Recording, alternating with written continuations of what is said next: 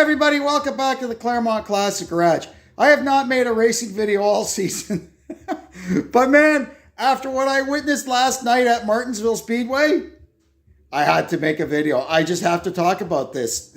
I have never seen anything so ridiculous in my entire life. From what happened on the track to what NASCAR did in their handling of it after. I'm sure there'll be some new rules now. That's NASCAR's answer to everything. A new rule. They're getting as bad as Formula One.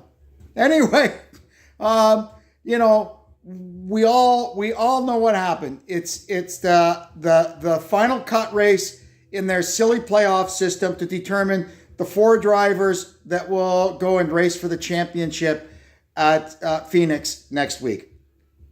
So there were a few guys in must-win situations. That was pretty much the only way they could advance.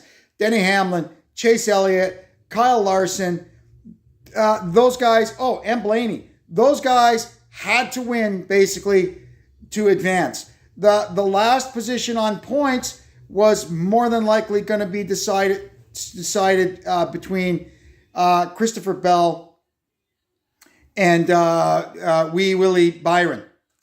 So anyway, the last little bit of the race, it was pretty exciting, pretty dramatic.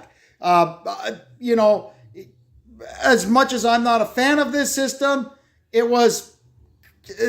hyped it up pretty good, and it was pretty entertaining. But entertaining is the key word here. That's my problem with this.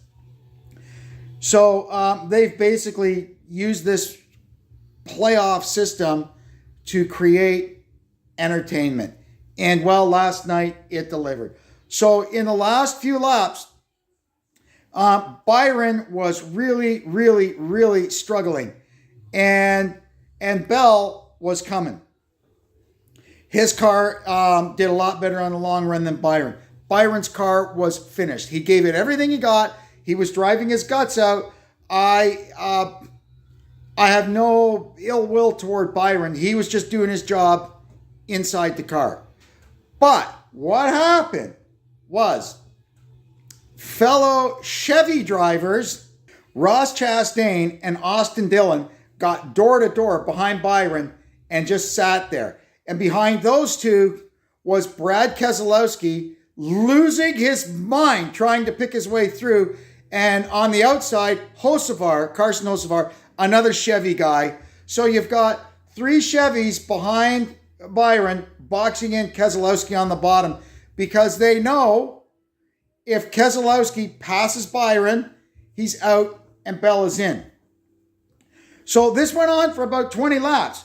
Keselowski tried everything short of dumping them all, which, I wish it was the 15 years ago Brad Keselowski inside that helmet in the 6 car and not the mature team owner Brad Keselowski that we have now, because he would have dumped all 4 of them.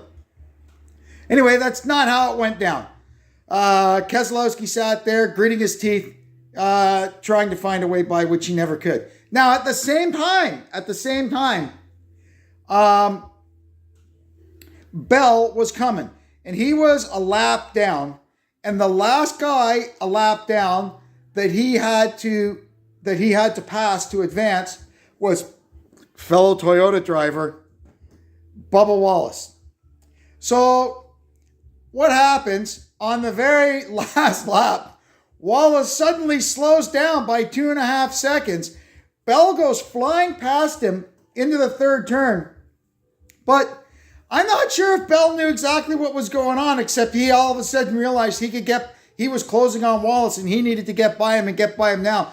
So he floored it, man. He sailed that thing into the 3rd turn and did kind of a slide job on him. Well, it ain't too easy to do a slide job at Martinsville, but that's what he attempted to do. And when he slid up in front of him, he got up in the marbles, and by this time they're into turn 4.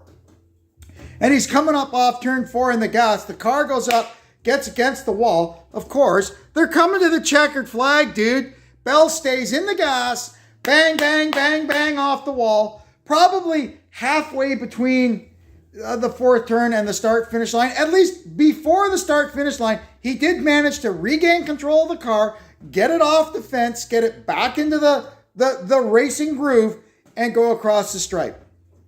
He managed at that point to tie Byron at the cut line. So they were both at 0 at the cut line, tied. But the advantage, the points advantage, goes to Bell because in the previous round, he had the best finish. He finished second last week. So now NASCAR's in a conundrum. What do we do? What do we do? It took them 20 minutes to decide. And their whole thing was, everybody was talking about, after Ross Chastain did the Hail Melon last year, you know, when he pulled the thing into well, put it, I don't know how the trannies work in those. I guess it's an inline shifter. He pulled the damn thing into fifth gear and floored it down into the fourth turn and rode the wall all the way back around to the start-finish line and got into the final four. We remember that. And then after that, NASCAR came up with a new rule, which they love to do, and said from now on that will be punishable as a safety violation, and you will go back to and become the last car on whatever lap you were running on, right? So in the end, that is what they declared Bell did. They called it a safety violation, put him back to the last car, one lap down, because that's where he was, one lap down, and he ended up finishing 22nd. And Byron advances to the final four. Now, so in all of this, what happened at the end is we forget all the other guys. Elliott, Larson, out. Now, you take Kyle Larson and Christopher Bell, who also joined them being out. There was one more, too. I'm sorry, I can't remember who it was. I get excited and I forget stuff. Bell and Larson, between them, they won a quarter of the races so far this year. They won 9 races between the two of them, and neither one of them gets a chance to run for the championship. How does that make sense? NASCAR. How does that make sense? Anyway, so that's how it went. NASCAR Elton Sawyer came out there. Elton Sawyer, the windbag, with his usual Elton Sawyer word salad, came out and explained how we made a rule against riding the wall and that's illegal. That's a safety violation. Bell out. Well, you know, now I must remind you at this point that I don't cheer for any of them. I always say when I post online, when everybody's losing their minds over this stuff, I always say the same thing. Those dogs, man, I tell you. I have no idea how NASCAR in race control or whoever it was that made this decision, Elton Sawyer is just their mouthpiece, how they can compare what Christopher Bell did on the last lap to what Ross Chastain did 2 years ago. I have no friggin' idea. Chastain had a plan in his mind to do that, and he executed the plan. His plan was to put the car in for fifth gear and floor it down the back straightaway and ride the wall back to the start-finish line. Bell got up in the marbles, smacked the wall, kept his foot in it until he regained control of the car. That is not wall riding. I have no idea how they came to that decision. Now, what I will say is they kind of tied their own hands with their own silly rules, right?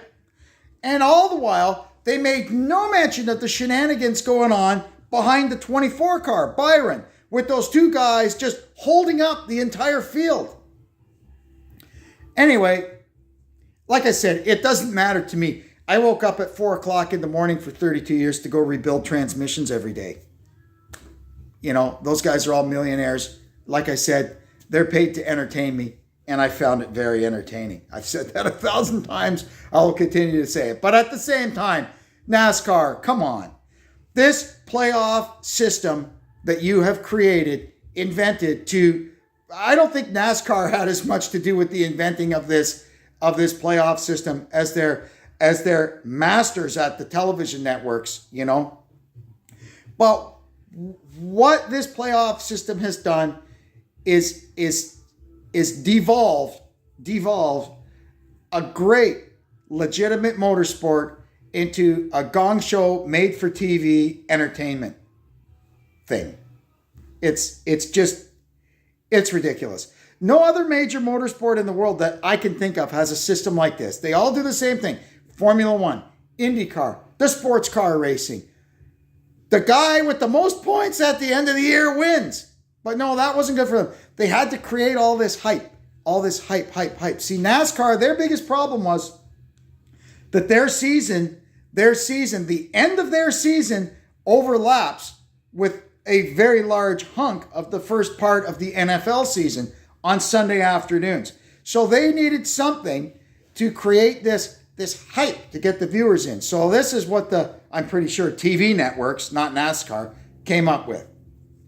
And to me, it's just been ridiculous ever since they came up with this system. That it's not for me. Yes. One of my friends famously asks me all the time, well, then why do you watch it? I watch it because it's stock car racing and I love stock car racing. It's big time stock car racing and I love big time stock car racing. And despite all this crap that goes on, I still like the racing. When they pull into a beautiful classic track like Darlington, Atlanta, Martinsville, Bristol, Richmond, the old tracks where there's so much history and so much tradition, I have to watch the races. I love them, but man, I don't know what to think of what I saw last night. Aside from they have created this mess, they are going to need to find a way out of it.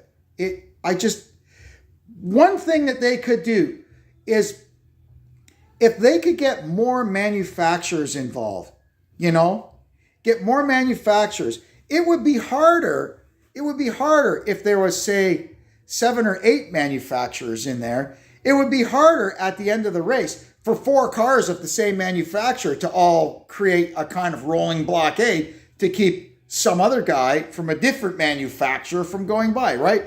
I mean, these kind of games go on in Formula One, but there's 20 different teams and they only have 2 cars each. So yes, the 2 cars can work together a little bit, but it's kind of limited to what they can do because there's only 2 of them, right? There's only 2 Ferraris, there's only 2 Mercedes, there's only 2 McLarens, there's only 2 Red Bulls. So, I don't know what they got to do. How do we get more manufacturers in? Like, remember, there was back in the old days, there was Ford and Mercury, there was Chevrolet, Buick, Pontiac, Oldsmobile, there was Dodge, there was Plymouth. That's like what, 8? And now we got 3. So you got, 12 of these, 12 of those, 12 of those, or whatever it breaks down. I think Toyota is the least represented. Chevy and Ford make up the bulk of them. And probably Chevy is the number 1. But yeah, it's pretty easy for 3 or 4 Chevys to find themselves and block old Keselowski and his Ford from advancing. It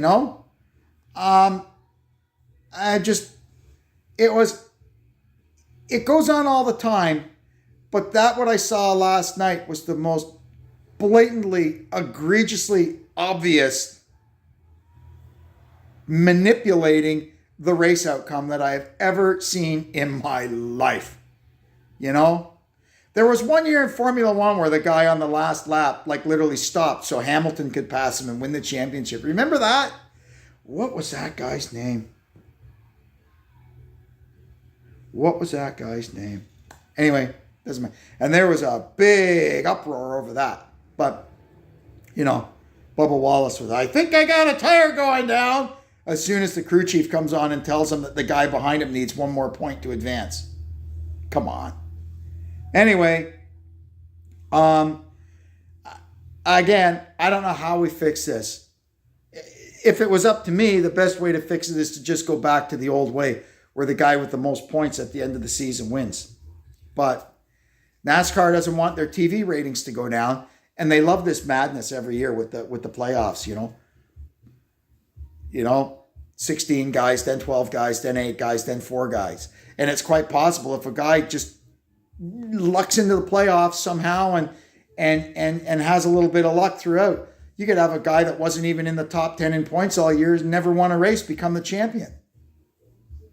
Like, how does that work? When you've got a guy like Kyle Larson that won 6 races, he's done. He's out. I was insulted as a race fan by what I saw. I was embarrassed as a race fan by what I saw. And I am ashamed as a race fan by what I saw. And as someone who used to race cars, I just can't believe that. I don't even have words to describe that. Anyway, NASCAR, the ball is in your court. What are you going to do to fix this? Because we cannot ever, ever, ever, ever see anything like that again. This is a stain. This is a stain on NASCAR that will take a very, very, very, very long time to rinse out. This is going to leave a bad taste in people's mouths for a very, very, very long time. The people that paid millions and millions of dollars to have their name on the side of Christopher Bell's car, maybe they're going to be phoning NASCAR this morning and saying, hey, dude, why are we even involved in your dog and pony sport if this is how you're going to treat us? Our guy legitimately, well, in their view, I'm speaking for them, right? Is that what they call playing devil's advocate? We legitimately are in the Final Four, yet you declare us out. Anyway, like I said at the start, I don't think they're going to be going back to the guy with the most points wins system anytime soon. I don't think that'll ever happen. And I kind of have a bad inkling that the only way they're going to try and get out of this is by inventing a new rule. That's what they always do. Anyway, time will tell. We're going to find out. Maybe Wednesday on penalty day after they've gone back to HQ there and reviewed all the in-car audio, and maybe they'll come up with a different decision. Who knows? But I kind of don't think they will. What a gong show. Anyway, that's it. I'm done. I'm going to go now. I'd like to thank you all for tuning into the Claremont Classic Garage. Hope you'll come back and see us again soon. And, well, so long for now.